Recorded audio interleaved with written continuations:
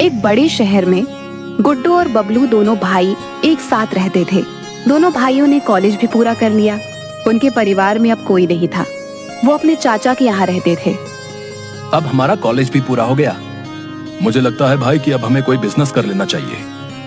हमें उसके लिए बहुत पैसे चाहिए होंगे जो हमारे पास नहीं है। हम चाचा से पैसे ले लेते हैं। उन्होंने हमें पढ़ाया लिखाया है, हम उनसे पैसे कैसे ले सकते हैं? अब हमें कमाकर उन्हें देना चाहिए, क्योंकि चाचा ने ही माँ बाप के जाने के बाद हमें पाला है।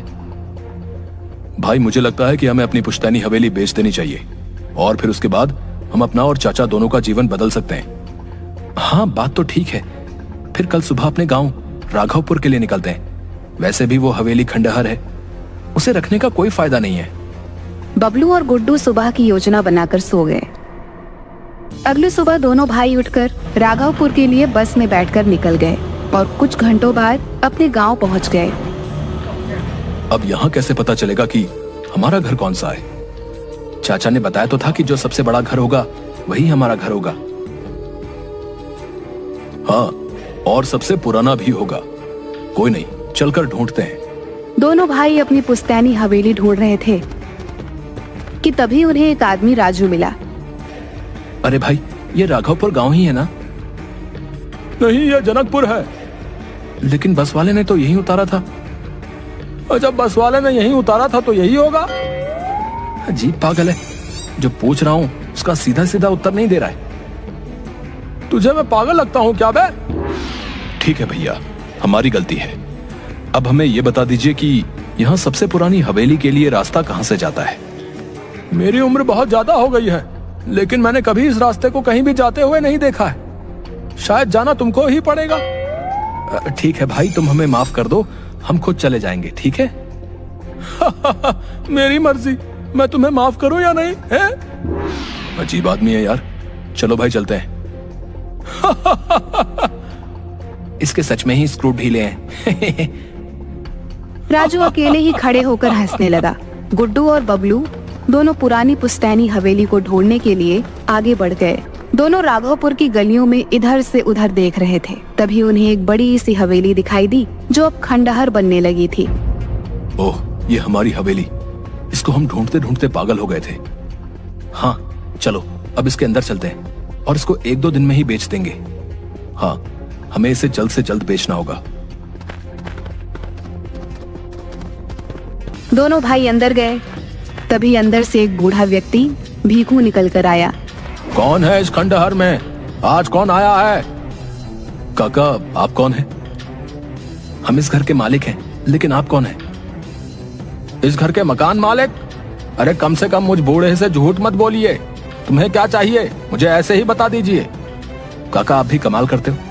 जब आपको बता दिया कि हम ही इस घर के मालिक हैं, फिर भी आप बेवजह हमारा समय खराब कर रहे हो। और काका, जवाब आपको देना चाहिए, क्योंकि आप हमारे घर में रह रहे हो। हम इस हवेली के वारिस हैं, गुड्डू और बबलू।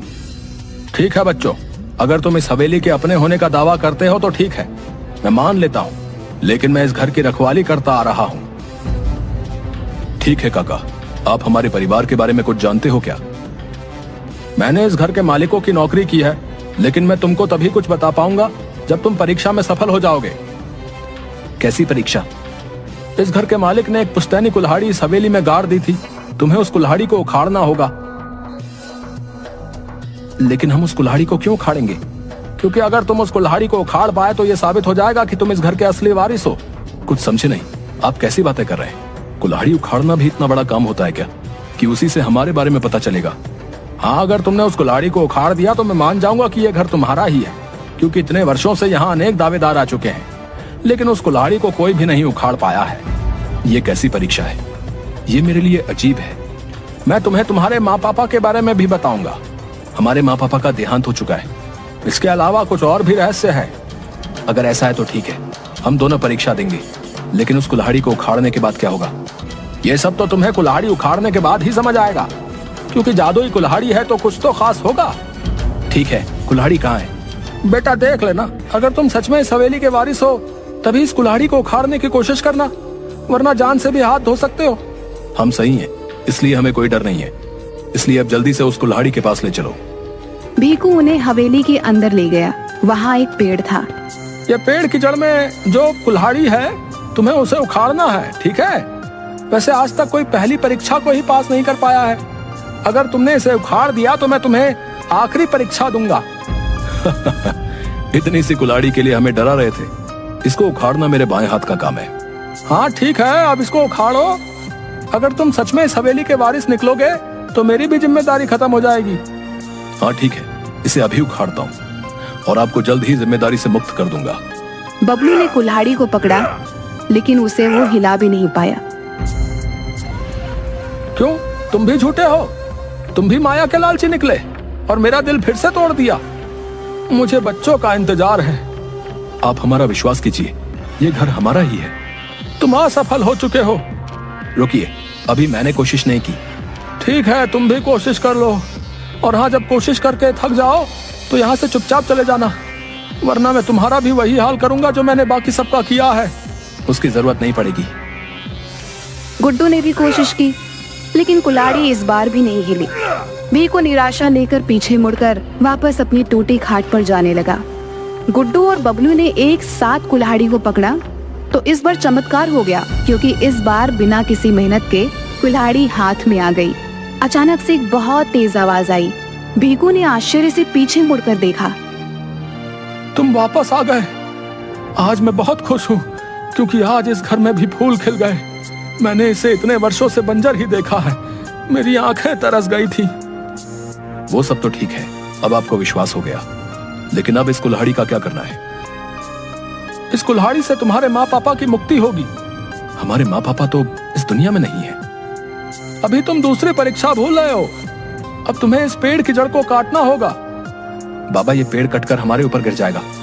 आप क्यों हमारा पागल बना रहे हो? इससे ये साबित हो गया है कि ये हवेली हमारी है। अब आप यहाँ से जाइए। मेरे यहाँ से बाहर निकलते ही तुम जीवित नहीं रह पाओगे। हाँ हाँ, बहुत हो गया।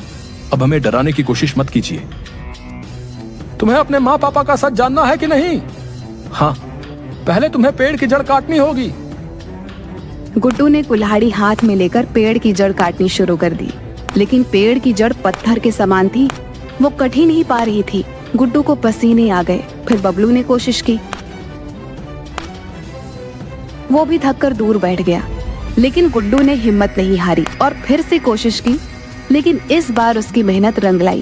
पेड़ की जड़ कट गई और फिर उसमें से एक पीला प्रकाश निकला। देखते ही देखते पूरा घर पीले प्रकाश से भर गया, जिसके बाद पूरी हवेली नई हो गई और दोनों की माँ पापा भी बाहर निकल आए। वो भी आजाद हो गए। दोनों भाइयों को विश्वास नहीं हो रहा था कि वो अपने माँ पापा से मिल रहे हैं। मैं जानता था कि हमारे बच्चे हमें आजाद कराने आएंगे। आज वर्षों बाद मैं अपने बच्चों को देख पा रही हूँ। आज मैं बहुत खुश हूँ। हमने बहुत इंतजार किया है। ईश्वर ने आज हमारी सुन ली। माँ पापा, ये सब कैसे हुआ? हाँ बताइए ना। आज से वर्षों पहले हम और तुम्हारे चाचा चाची यहीं गांव में रहते थे। दोनों भाई राम सिंह और अमर सिंह घर के आंगन में बैठे थे। भीकू भी वहीं पर खड़ा था। भैया, मुझे घर में हिस्सा चाहिए। अरे छोटे, तू ऐसी बातें कर रहा है? तू जो चाहेगा मैं दे दूंगा। लेकिन ऐसा क्या हुआ कि तू बंटवारे पर उतर आया? मुझे आपकी नीयत समझ आ गई है। मेरी कोई औलाद नहीं है, इसलिए आप अपने दोनों बेटों के लिए मेरी जायदाद भी हड़पना चाहते हैं। छोटे, तुझे कोई भ्रम हुआ है? तू अपने बड़े भाई पर ऐसा इल्जाम लगा रहा है। तुझे शर्म नहीं आती? अगर ऐसा नहीं है तो आप मुझे अपने दोनों बच्चे और सारी जायदाद दे दो। तुम सारी जायदाद रख लो, लेकिन मेरे बच्चों की तरफ आंख उठाकर भी मत देखना, नहीं तो देख लूंगा तुम्हें। फिर क्या हुआ पिताजी? फिर अगले दिन तुम्हारे चाचा ने हम दोनों को मारकर इस पेड़ के नीचे गाड़ दिया और खुद तुम दोनों को लेकर शहर भाग गया। लेकिन वो भूल गया था कि हमारी आत्मा के होते हुए वो जायदाद नहीं ले सकता, इसलिए वो ले नहीं पाया। भीखू ने बहुत मदद की है, क्योंकि भीखू जब शहर से सामान लेकर वापस आया तो उसने आवाज लगाई, मालिक साहब, मालिक साहब, मालकिन, आप सभी कहाँ हैं? आज मुझे बच्चे भी नहीं दिख रहे। तभी राम सिंह की आत्मा ने आवाज लगाई और भीखू को सारी बात बताई। भीखू बहुत रोया। मालिक साहब, अब मैं यहाँ रहकर क्या करूँगा? मैं भी जा रहा हूँ। अब यहाँ तुम्हारी ही जरूरत है और तुम्हें रहना होगा। क्योंकि अमर सिंह जायदाद लेने आएगा और उसे हम जायदाद नहीं लेने देंगे। इसलिए वो किसी और को भेजेगा जिनको हम मार देंगे, लेकिन उसमें हमारे बच्चे भी हो सकते हैं। इसलिए इस कुल्हाड़ी को सबसे उखड़वाना। हमारे बच्चे ही इसे उखाड़ कर पेड़ की जड़ काट पाएंगे। आप हमेशा इसी तरह। हमारी मुक्ति हमारे बच्चों के हाथों होगी। जब तक बच्चे आकर ऐसा नहीं करेंगे, तब तक हमारी आत्मा भटकती रहेगी। तब से हम यहाँ हैं। हम चाचा को सजा जरूर दिलवाएंगे। सभी की आंखों में आंसू थे। गुड्डू और बबलू के माता पिता की आत्मा को शांति मिल गई। उनके चाचा को सजा हो गई और दोनों बच्चे